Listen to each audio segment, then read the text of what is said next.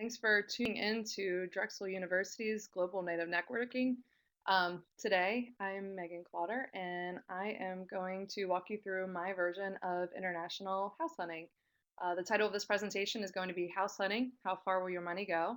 And we will cover 3 cities, 3 price points in 15 minutes. So we have a lot to do. Let's get started.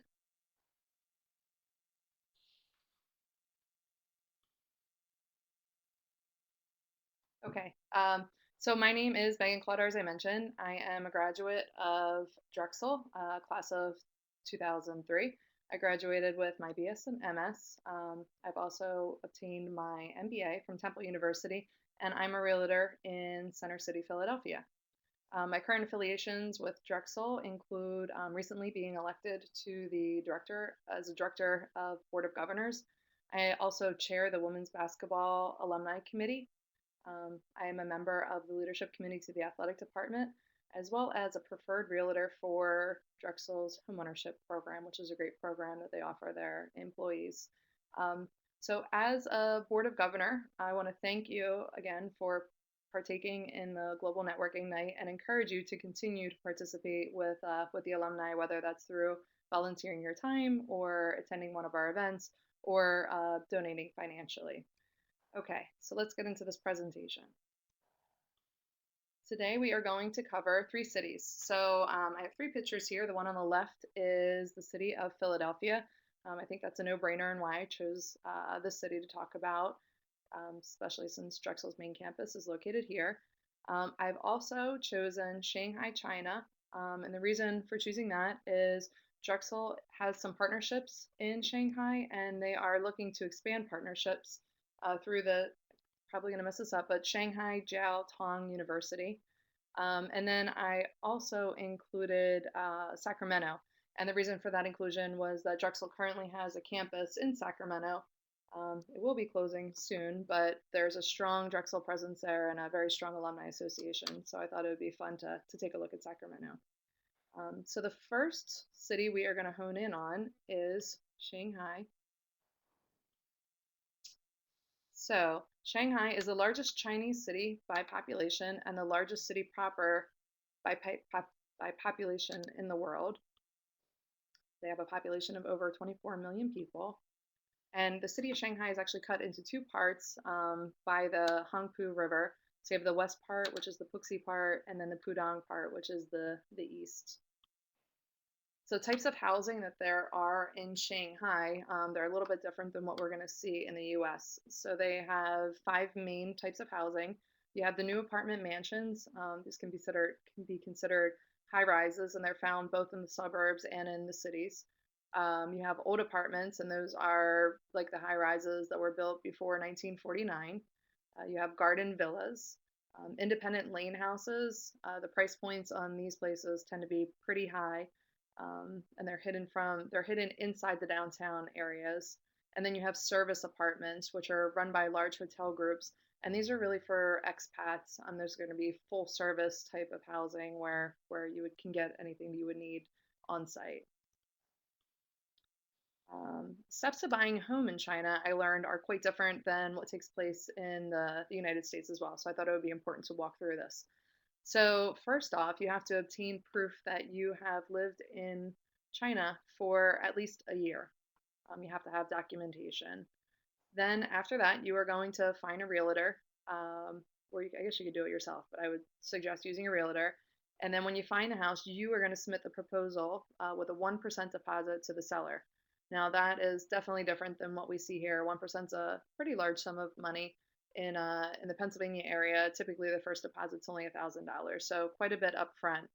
Then you're going to draft that contract with the seller and have it notarized if the buyer is foreign. You can obtain mortgages, even though most of the properties are purchased through cash. But if you do obtain a mortgage, you have to put at least 30% down. That's another huge difference, and we'll talk about what amounts would be needed when we get to the next 2 cities. Then the next step would be to go to the local foreign office, and you're going to have the government approve the sale. And then finally, you're going to go to the deed and transferring office to transfer title. Then in turn, that's still going to take a few weeks before that to change hands. And then finally, you own your property in Shanghai. Some additional costs to consider, and what I don't know is these are the only costs outside of the cost of the home, but these are definitely significant costs in addition to consider. So first, you have a deed tax that's required, and that's typically between 3 and 5% of the sale price. There's a transfer fee, which is 5%, 0.5% of the sale price. You have a city maintenance and construction tax, which is about 7%. And then there's legal fees that are 0.2 to 0.4%, as well as a notarization fee. All in all, that is going to increase the cost of the house by 11 to 12% in additional fees. Okay, so let's look at some properties. So the price points we chose here, moving forward through for all the different cities, are going to be $300,000, $500,000, and $700,000. So the first one we're looking at is a $300,000 property. This is in the, again, excuse me for my pronunciation, but the Xinjiang neighborhood of China. This particular property is listed at 319,000. It's 575 square feet, 2 bedroom, 1 bath, built in 1975. And if you're looking at price per square foot, because it's a way that we can kind of measure the different properties that we're looking at, you're looking at $555 per square foot. So this particular area, all the properties that we're looking at in Shanghai fall into this geography. So that way we can kind of get a little ballpark. In this price range, the $300,000 price range, typically you are seeing 1 bedroom, sometimes you're seeing 2 bedrooms, and they're going to be somewhere in the ballpark of 500 to 600 square feet. So pretty small places, and these are also going to be in your new apartment mansions or old apartments. These are going to be in the high-rise buildings. Okay. Then the next one we're going to look at, this one is listed at $511,000. This happens to be one of the larger units that I found at this price point. This has 1,066 square feet. It's also 2 bedroom, 1 bath, and was built in 1997, so a little bit newer. And the price per square foot on this particular unit is $480 per square foot. It's a little bit nicer than the other one. There are very limited pictures that I could find, and it's interesting. Most of the pictures have a lot of stuff in it, as you'll see. um, and then the next one, well, this one doesn't have anything in it, which is part of the reason why I chose it. But you can see the space is much, much larger than the $300,000 unit looking at the living room. So this unit is listed at $706,000, and it's quite large. It's at 1,142 square feet, but still only 2 bedrooms and 1 bath. So you're going to have a lot more living space here. This was built in 1998, and the price per square foot on this property is $665,000. So that's Shanghai for you. You are paying a really high price per square foot compared to the other two cities that we're seeing, and the living quarters are pretty tight, mostly below $1 million. You're looking at the high-rise buildings. All right, now let's take a look at Sacramento. Sacramento, in case you forgot, is the capital of the state of California. And when you look at the Sacramento metropolitan area, there's a population of about 2.5 million. The city proper has a population of about 485,000. It's the fourth largest metropolitan area in California, behind LA, San Fran, and San Diego. And it's the 27th largest in the US. So types of housing that you're going to see in Sacramento are pretty similar to what you're going to see in the Pennsylvania area. You have single-family homes, subdivisions. There's a lot of subdivisions in California, duplexes, condominiums, and townhomes. And then I would like to walk through what are the steps to buying a home in California, so you can kind of compare to what we just saw in China. So first here, you're going to get pre-approved and find a realtor.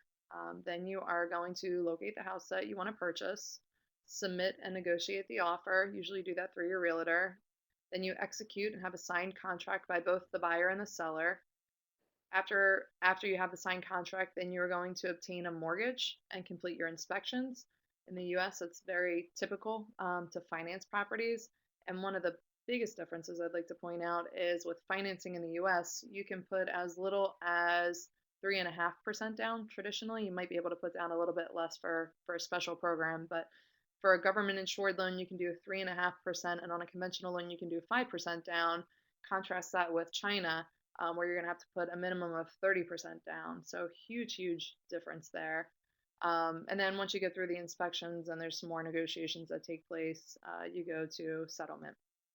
We'll talk about closing costs a little bit further along. So let's see what we can find in Sacramento. So looking at the $300,000 price point range, we have a single family home.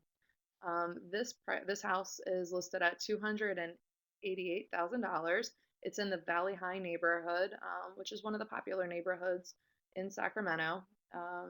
This is 1,590 square feet, so very large compared to the other ones that we looked at overseas. It's 3 bedroom, 2 bath, and it was built in 1995. When you look at the price per square foot on this home, it's much more affordable at $181 per square foot. The next home we are going to look at is in the $500,000 range, and this one is actually listed at $500,000, and this is in the East Sacramento neighborhood. This is a smaller home. The East Sacramento neighborhood is a little bit pricey.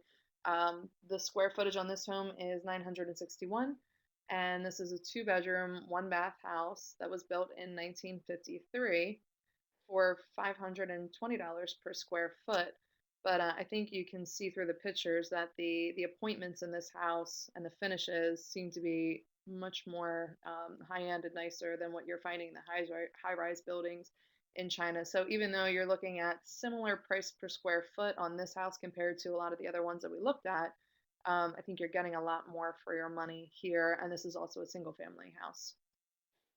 When we jump up to that $700,000 price point in Sacramento, this particular house is listed at $729,000 and looks just absolutely gorgeous. I would like this house.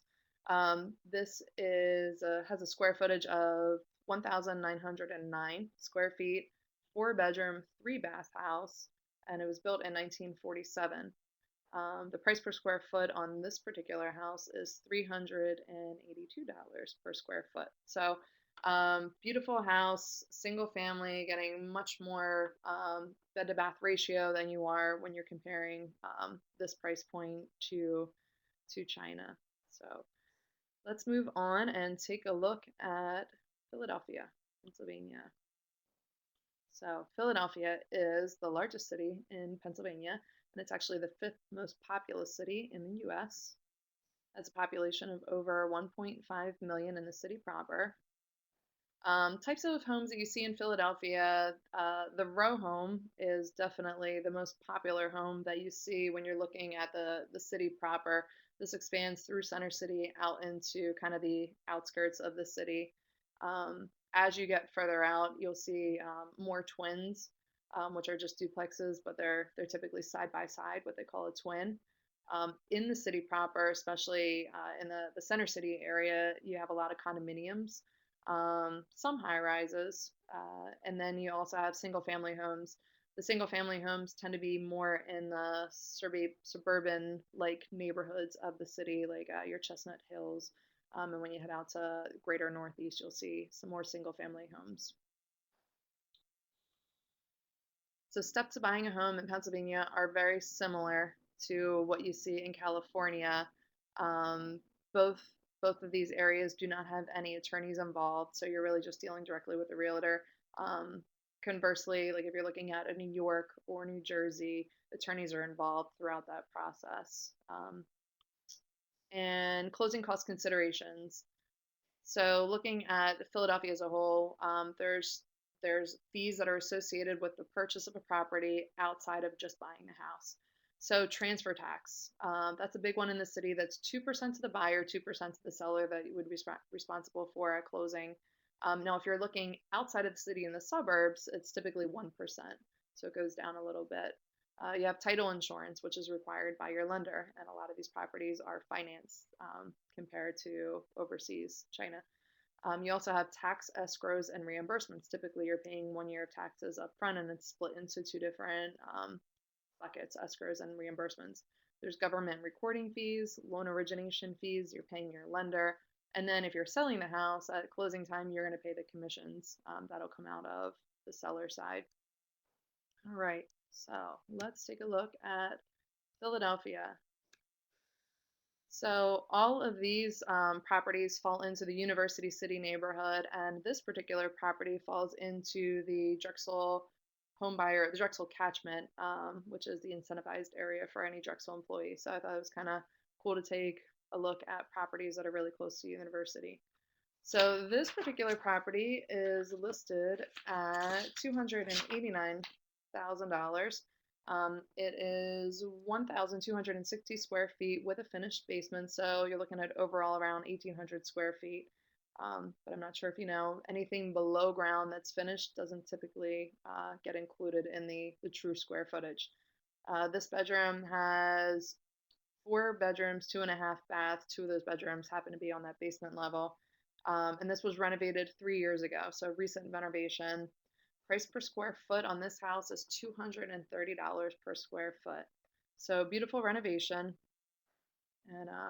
and lucky for us, it falls into the Drexel neighborhood.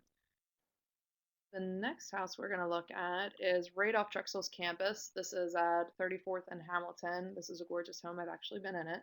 It's listed at $500,000. Um, this has a square footage of 2,490. It's 3 floors, and it's actually a double lot. And you can see in the picture where that tree is, that it's a beautiful garden back there. This is 4 bedrooms, 2.5 baths, and the property, like a lot of the other properties in Philadelphia, it's probably around 100 years old. It didn't give an exact age. When you break this down, price per square foot, you're looking at $200 per square foot, which is actually a pretty good price in that neighborhood. Um, okay, and the final property we're going to take a look at today falls more on the Penn side of University City. This one is listed at $725,000, and this has a square footage of 2,813 square feet, so a really large property. 3 bedrooms, 3 full bathrooms, and it was built in 2007. As you can see, it has soaring ceilings, open concept layout, definitely a loft type feel, even though it has its separate bedrooms and bath, gorgeous wood floors. And this comes in at $257 per square foot. So beautiful home in the area right outside of University of Pennsylvania. So to kind of sum it up, taking a look at all these different areas, I think a couple of things that I want you to take away from this is real estate is hyper local. So I think you really need to meet with your realtor or get to know an expert in that area, so you can analyze what are places selling for, do some comparisons. What we looked at today was all list prices, so this is what the owners are asking for. You want to take a look at what has actually sold in the area, and that'll dictate what the market actually is bearing. Keep in mind that people are always going to pay a premium for prime location, and that can be due to schools, that can be due to close to work, that can be due to close to a body of water, or a city for that matter. And then other factors that affect the price are going to be the government, as you can see in China, the different taxation that is included on the purchase price, demand and inventory. So inventory can really affect the demand. In Philadelphia, this past year, we've had a lot of multiple offers, or there wasn't a lot of inventory on the market. And when you have a high demand, it bumps the prices up, just simple up economics. And then you have commerce, industry, interest rates always affects things too. So those are just a few things to consider, and hope you had some fun looking at my presentation and seeing